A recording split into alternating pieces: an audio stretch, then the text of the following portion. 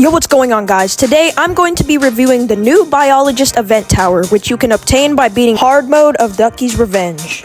At level 0, Biologist has a placement cost of 750, the max amount of flowers it can have is 1, the sunflower cooldown is 1.1, the sunflower damage is 6, the sunflower range is 15, making the overall DPS 5.5. At level 1, the upgrade cost is 600, the max amount of flowers is still 1, the sunflower damage is 10, the sunflower cooldown is 1.1, and the sunflower range is 15, making its overall DPS 9.1. Level 1 also unlocks the Ivy plant, which does splash and poison damage. At level 1, the Ivy has a damage of 8, a cooldown of 2, a range of 14, an explosion radius of 3, poison damage of 1, a poison tick rate of 0.75, a poison effect length of 4.5 seconds, bringing its single target DPS to 5.3, and its splash DPS to 12. It also slows zombies by 5%.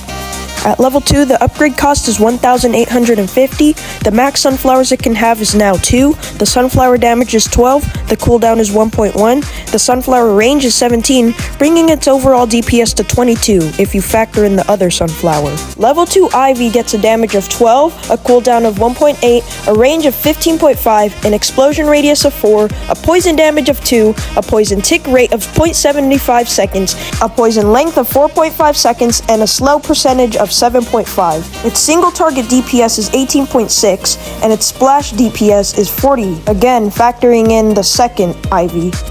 At level 3, the upgrade costs 4,500 cash, the max flowers is now 2, the sunflower damage is 28, the sunflower cooldown is 1, and the sunflower range is 19.5, bringing its overall DPS to 56.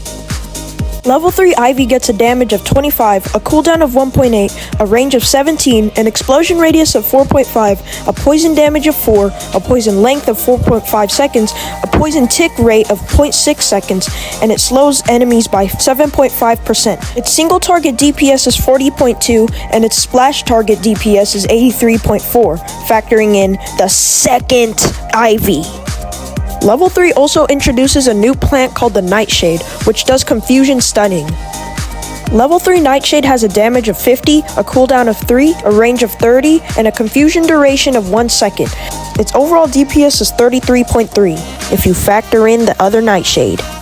At max level, the cost to upgrade is $20,000, the max flowers is 3, the sunflower damage is 55, the sunflower cooldown is 0.8, and the sunflower range is 22.5, bringing its overall DPS to 206.3, factoring in the other two sunflowers. Level 4 Ivy has a damage of 45, a cooldown of 1.5, a range of 18.5, an explosion radius of 4.5, poison damage of 5, poison length of 5.2 seconds, a poison tick rate of 0.65 seconds, and it slows enemies by 12.5%. Its single target DPS is 113.1, and its splash target DPS is 270, factoring in the other two Ivies.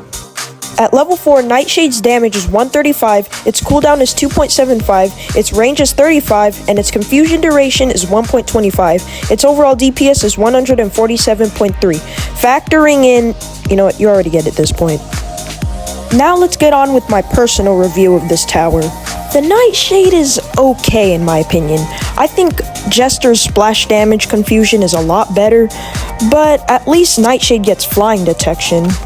8 maxed out Biologists all set to Nightshade is approximately 1,178.4 DPS.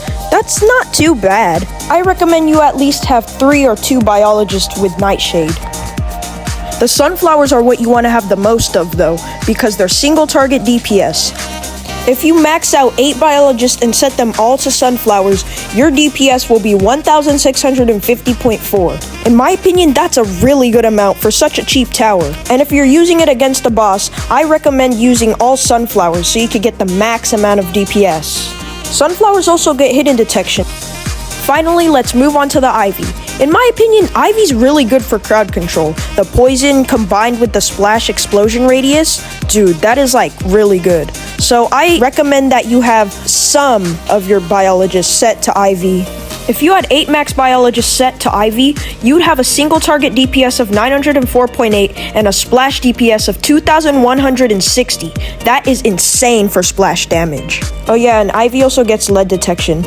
And with biologists with all the detections, hidden, flying, and lead, this would probably be a really good use in hardcore. Alright guys, that's all for today. Hope you enjoyed the video, and I'll post my Solo Polluted Wastelands 2 video soon. Peace.